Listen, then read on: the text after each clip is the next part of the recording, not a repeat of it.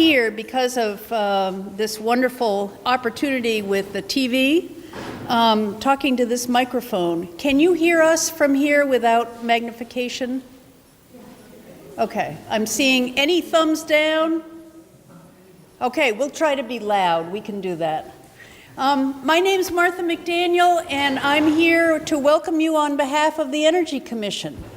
But this is a...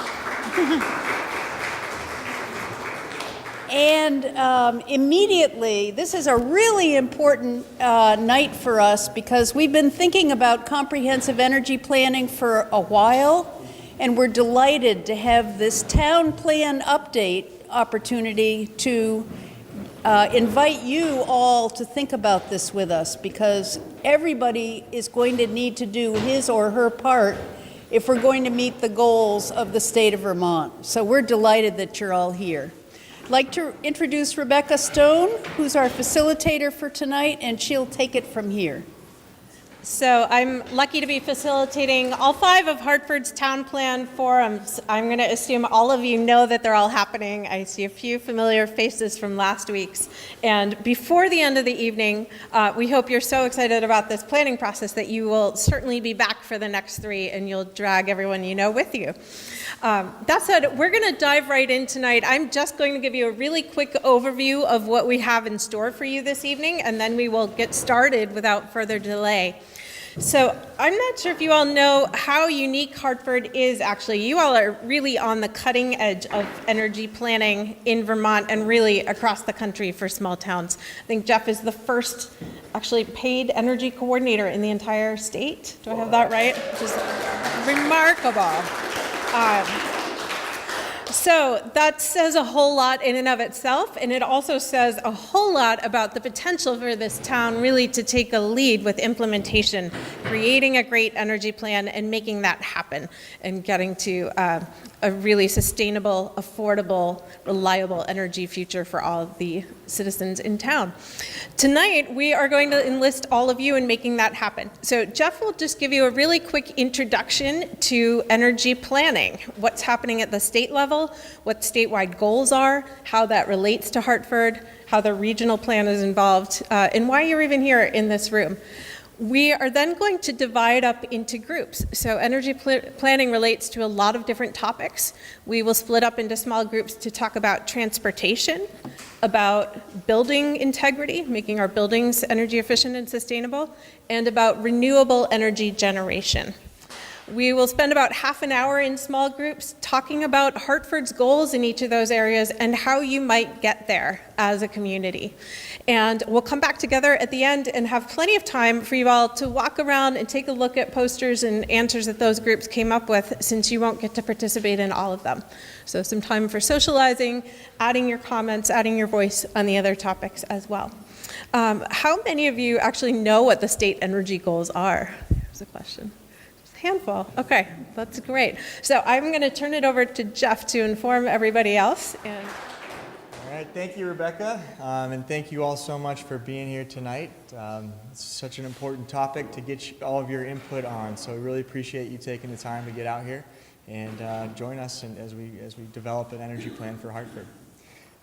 So as Rebecca said, I'm going to give just a quick overview of what energy planning is, and I'll try to keep it pretty quick. So if I miss anything, don't worry, there'll be plenty of opportunity to cover it when we get to our small groups, and that's where we want to spend the bulk of our time tonight, is having a conversation among all of us. There's not really one definition of energy planning. I looked all over, searched on Google, and there's not really a single universal definition for energy planning. But luckily, Eric Krause from the Energy Commission, he put together a nice, succinct definition that I think works really well. So first, it's about articulating goals and visions for the energy future. And then from there, it's about laying out the different ways that we have, the different pathways we have to achieve those goals. And then finally, working through some of the implementation details. So we have these three categories here, and the goals tend to be longer range, like 20 to 30 year time frame, overall picture for the energy future.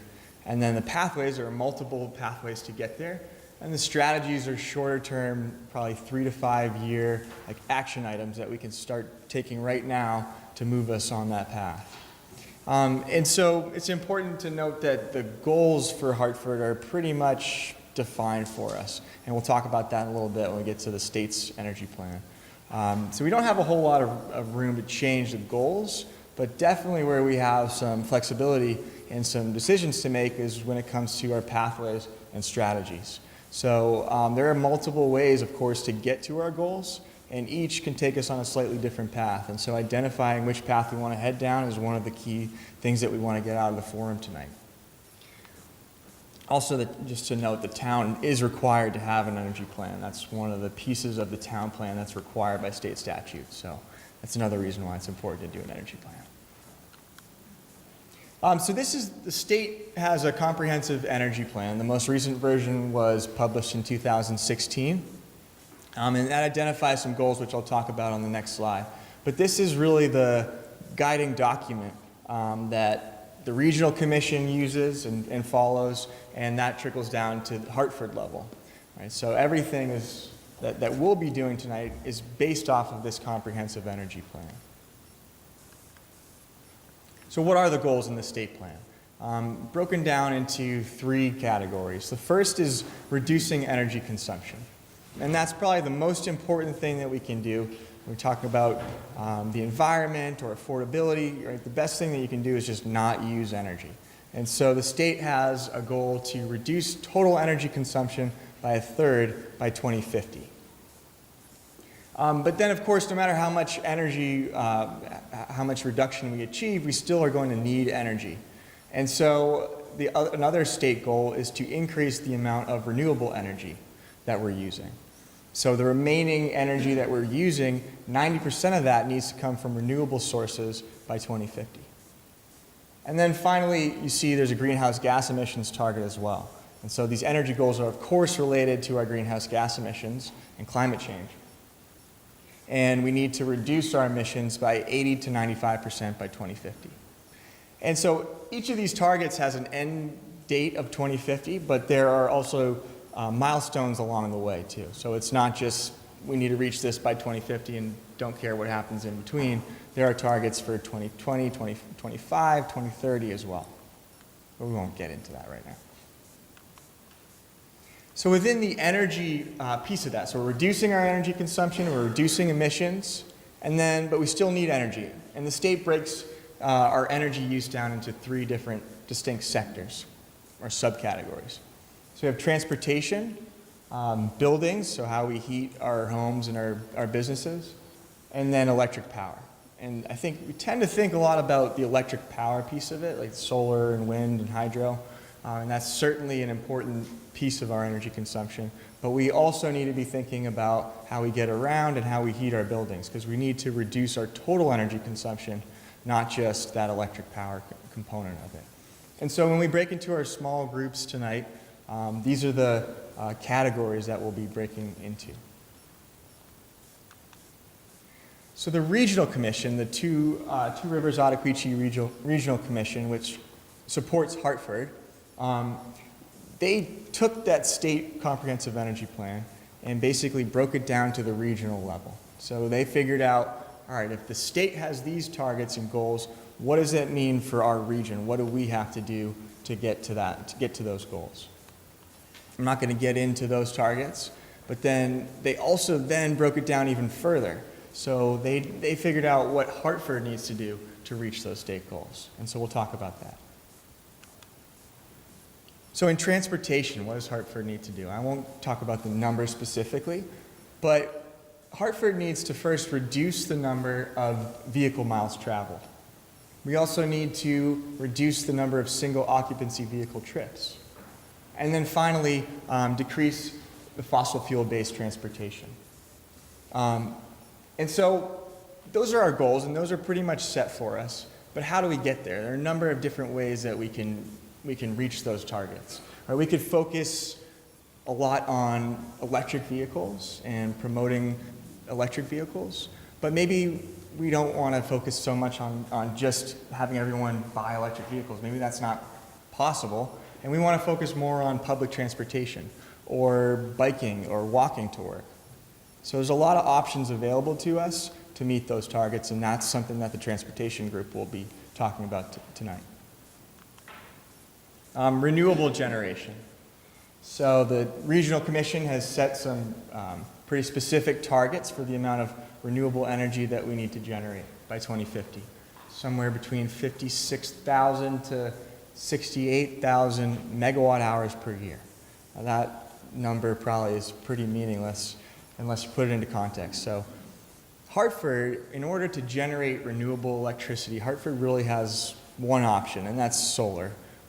There's not a lot of wind resources in Hartford, and the hydro resources that we have are pretty much tapped out. So if we want to generate renewable electricity with current technology, we pretty much need to use solar power. In order to generate that much solar electricity, which we need to do, we would need to dedicate about 425 acres to solar, which coincidentally is about the size of the town forest. So, raise your hand if you want to cut down all the trees in the town forest and put up a bunch of solar panels. All right, good. Didn't want to have that argument tonight. So no one wants to do that. That would probably be a horrible idea. But we have to generate that much renewable power. So how are we going to do that? Well, of course, there are other places we can put the solar. And the other thing to think about, too, is that the more we reduce our energy consumption, the less electricity we need to generate, and the less space we need to dedicate for solar panels. So that's one of the conversations you might have in the renewable energy group. And then finally, building integrity. So we need to weatherize 25% of our homes by 2020 and heat 50% of our homes from renewable sources by 2025. So those are not very far off targets. And honestly, we're not doing so well in the weatherization category right now.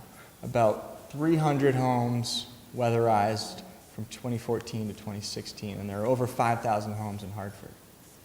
With renewable heating, about 80% of Hartford's homes heat with fossil fuels right now, and that's only 6.5 years away. So how are we going to get there? What are the barriers for you? And what can the town do to make it easier to weatherize or to switch to a renewable heat source? And that's something that the Building Integrity Group might talk about tonight. So I'll leave it at that, and I think we have some time for questions. And Energy Commission members can jump in with answers too.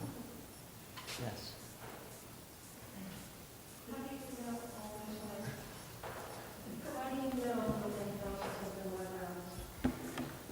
So the number that I threw out, about 300, that's from Efficiency Vermont. So they keep track of anyone that takes advantage of any of their rebates. So that might not capture everyone, right? Especially like someone that's doing the work themselves. So that probably doesn't capture everyone, but it gives you a pretty good sense. The Regional Commission modeled how many homes in the region have weatherized, and it was about 7%. Geoff, could you repeat the question? Oh, the question was, how do you know how many homes have been weatherized? So, could you repeat the question so that we can get it on? Oh, yes. The question was, how do you know how many homes in Hartford have been weatherized? Did it catch the answer? Okay, so I have a couple of questions. I'm going to go very fast. So you said 425 acres for solar. Obviously, those can be disjointed. Right. And the other thing is, can you explain, please, why hydro is tapped out? So the question was, why is hydro tapped out? We already have a lot of hydro resources, and there are also, big hydro facilities can be pretty damaging to the river ecosystem. So there might be opportunities for smaller hydro facilities, but as far as like a big dam that's producing electricity, either it already exists, or because of state regulations, it's just. Would smaller hydro energy producing be Would that count towards our goal if that, yes, it would, it would. Like taking 425 acres and So yeah, that could be another, and this is just an example to illustrate how much we need to generate, and that could be another source. And of course, new technologies could come about too. This is just sort of based on our current understanding and our current technologies.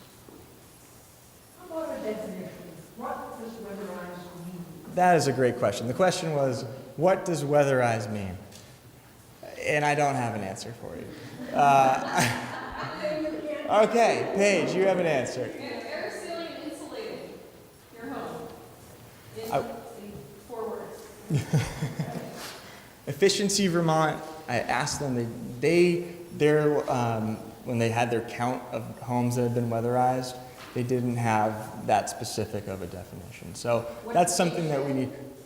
Paige, you want to repeat that? Air sealing and insulating.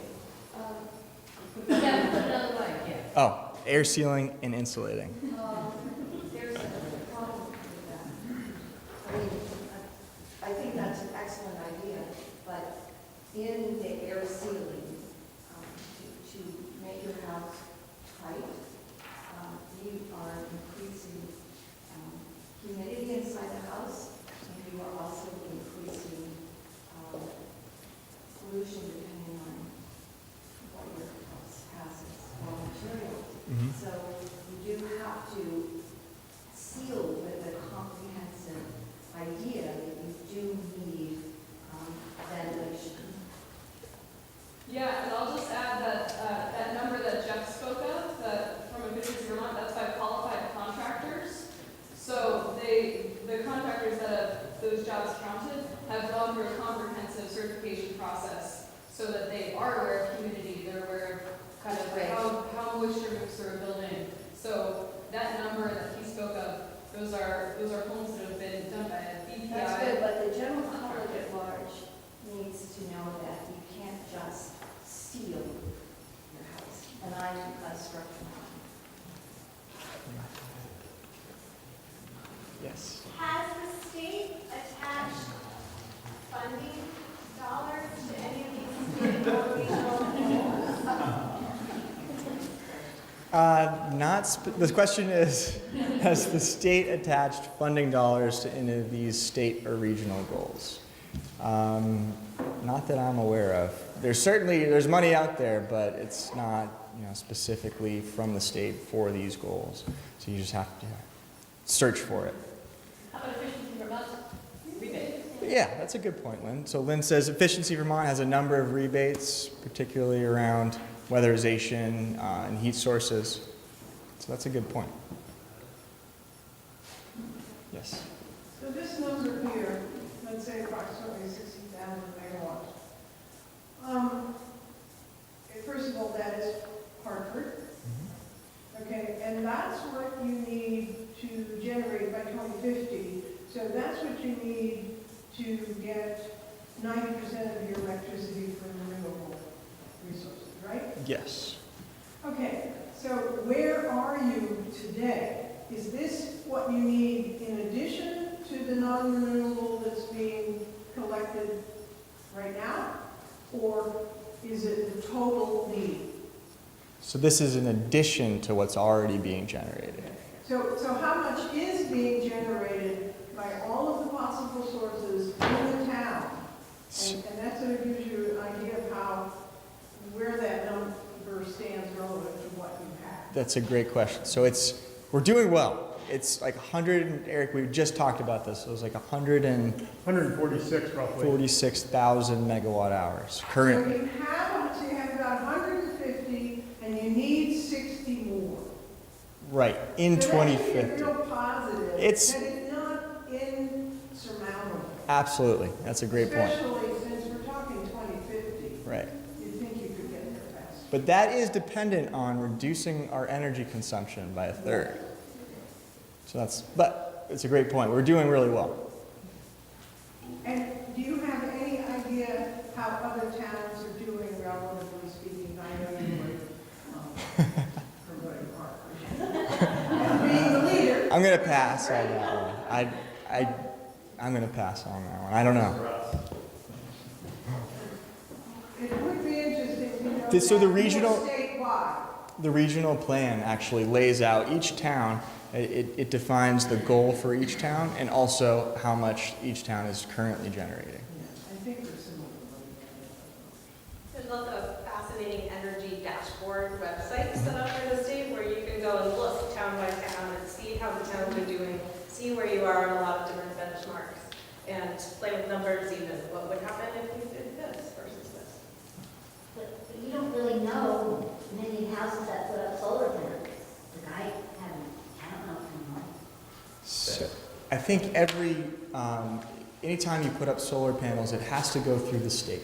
It has to be given a certificate of public good from the state. So, If you're getting a rebate, then you're taxing. sorry? If you're getting a rebate, you're taxing. No, you're passing a rebate that's not taxing the grid, then you're doing the solar panels, but you're also not benefiting. There's something called Public Service Commission, you have to go through something like that. Yes, the Public Utility They Commission. they know. They have to approve of certain scenarios. Is the town net positive or negative importing or exporting energy? In other words, are we generating? We are, like the municipal, as far as municipal activities, we're not generating enough to cover our energy Okay, needs. so we're getting some energy from the rest of the grid, or Canada, wherever it's coming from. Yes. And is that number accounting for the town's population and commercial goals to 2050? That's a great question, and I don't know the answer to that. Now, another question about your number.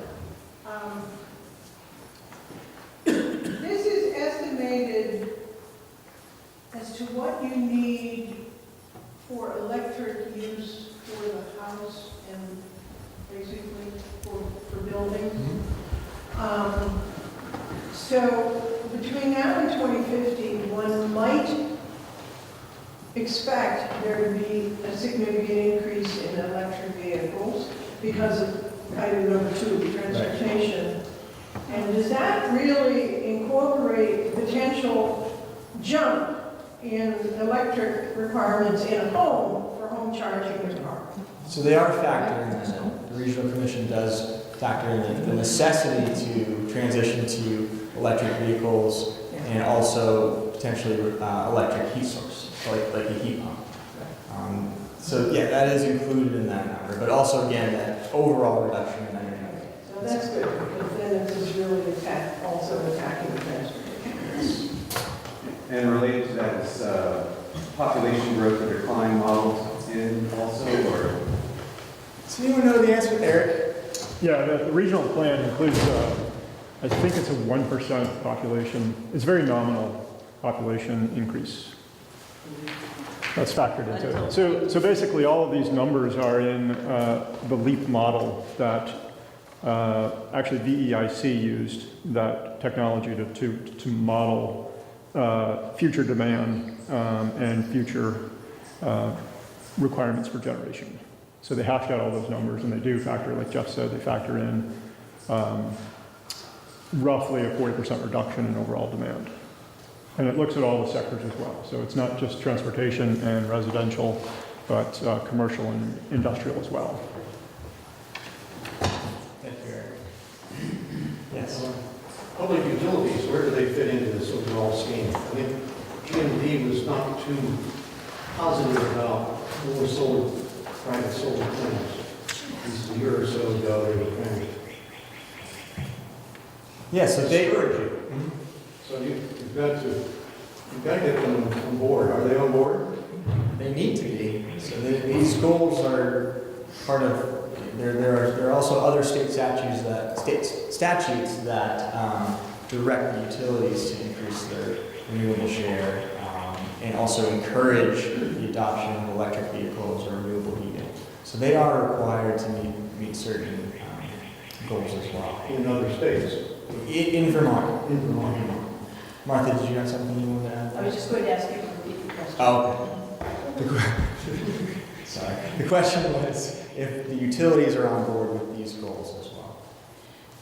But Green Mountain Power has all those incentive programs about the batteries and about the I don't know them all. Right. Yeah. So power walls, charging stations, I'm missing. They have a number of different incentive programs designed to meet those. They're also definitely on board about shaving off their peak loads, because those are very expensive for them. And so they're engaging in some of these other strategies, asking us to store power so they can take it, store power in times of plenty so they can take it in peak loads, things like that. So they're on board that much. We'd love it if net metering were better compensated so that solar generation became more accessible to more people. Yes. Building on the budget question, am I not even thinking that funding is key to all of these? Or are these things we're sort of imagining we achieve through volunteerism? Like, so for example, grants or philanthropy or lobbying, does that mean to be part of the solution here? Getting funding? Question is funding from the state level required, a necessity to meet these goals, or do we need grant money, philanthropy as well to meet them? I think that's, I don't know if I have the answer to that, but I would bet that we need philanthropy as well. And I think Alan would argue that the market is pushing us in this direction anyways, but I still think there's a need for funding. We got one more, and then we're going to split up.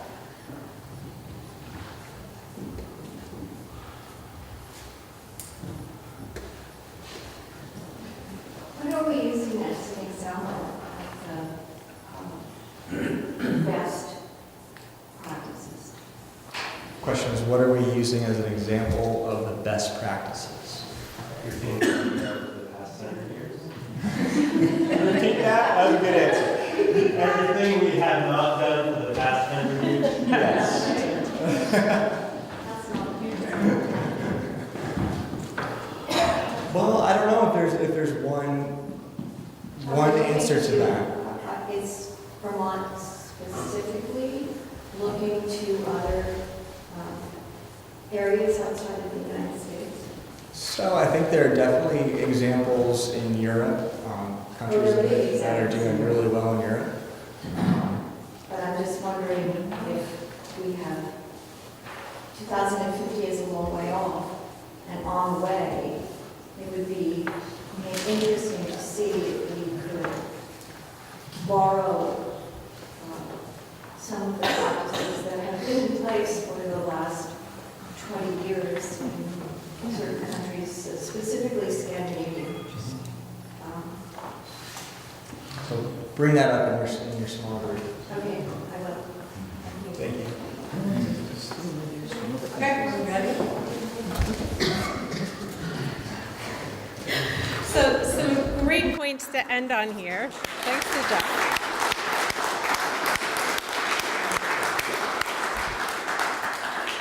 I want to just connect a couple of dots as we do transition into small groups. So I'll take off my facilitator hat for a moment. I work with communities all over North America doing planning and engagement processes.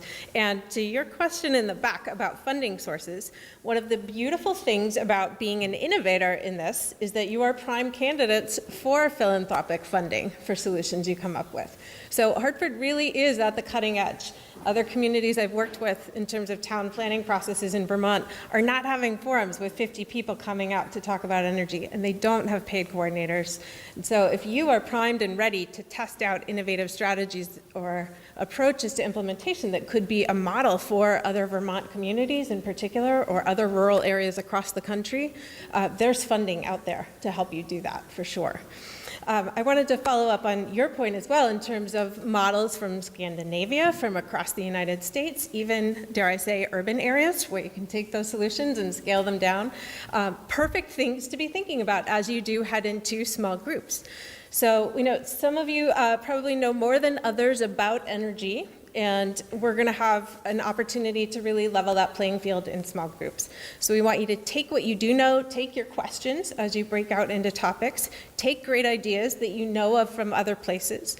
And this is a chance to really roll up our sleeves together and think about how this town could get creative about meeting these goals and about creating models for how that's done here in Vermont and around the country.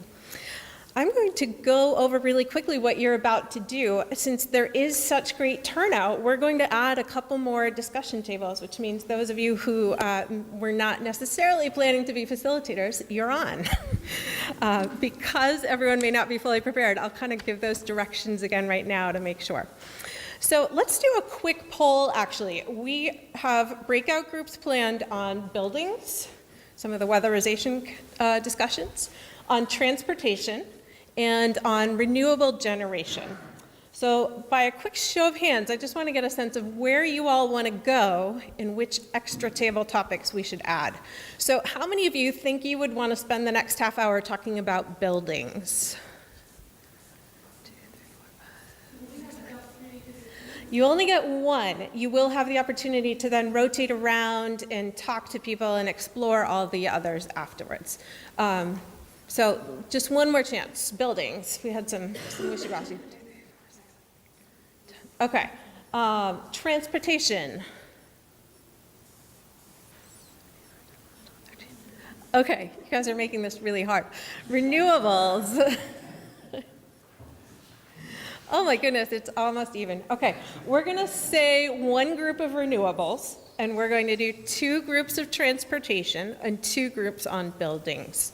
So transportation, Martha and Bethany somewhere, will lead one group, and we're going to have Lori and either Eric or Becky lead the second group on transportation. Okay. Buildings will be Geoff and Paige. What did I just say? The renewables we're going to get? Okay. Renewables will be Alan and Fred, and they were getting the second group? Buildings is getting a second group. Okay, so that will be Matt and Peggy for our second group. I'm sorry, folks. Yes. Ask one overlying question. When we're talking in small groups, of course, the bottom line will be money, because it's all very well and good. I am a citizen of a Scandinavian country. Sure. But it's irrelevant for me to be suggesting things. So you were talking about Yep. a few seconds ago. Hey, folks, could you keep it down? Because without the idea that we can afford it. Yes. Folks, please keep it down. Everything echoes in this room, so if you're talking, we can all hear you. Keep going. I'm sorry. You actually are all going to have to pay attention to this one underlying thing, and that is, as we start talking in small groups, the idea of affordability is going to come up. And so Yes. I just wanted a little guidance on that. Yeah, so let me give you some quick instructions on what you're going to do in small groups, and I'll say yes and no to that point. So each small group is going to get one of these posters, and you have a couple jobs to do in half an hour. The first thing to do in the left-hand column is to identify what we're calling pathways for tonight. So these are just the big picture approaches. If we want to generate renewable energy, we need to solarize homes. Maybe we need something around biomass. Maybe we do want to explore that small-scale hydro kind of idea. So big picture in that column. Then you'll spend another 15 minutes or so breaking that down. So if we want to solarize homes, what are the barriers and opportunities to doing that in Hartford? Is affordability a barrier? Are people not doing it because they don't know what the options are? Is it that they can't find a contractor? What is that? So we want to hear from your experience. And what are the opportunities to help do that? And then finally, we'll get to the last column, which is strategies. So for each of those barriers you identify, how can the town of Hartford move past it? And there might be multiple options still at this stage. We are not asking each table to come up with a definitive plan for how to do this. So in one sense, I would say, don't let cost be a huge barrier to your creative thinking right now. If you come up with the best idea ever, there may be a way to fund it. However, do be realistic, and especially be realistic about affordability for your neighbors around town. In the first forum we had last week, we heard a couple of major themes, and one was affordability, that we have to figure out how to make cost of living affordable for people in this community. So definitely let that be a guide to your thinking. If there's time at the end, there are a couple other discussion questions each group can talk about. We will come back and hear highlights from each group, and then again, you will have a chance to go around the room, see what you missed, add your comments on other topics, and you'll each actually get a chance to do a little straw poll vote as well. You'll get some sticky dots so you can show us if you were investing money in each of these, where would you decide to put that tonight? So with that, I think we're going to break out.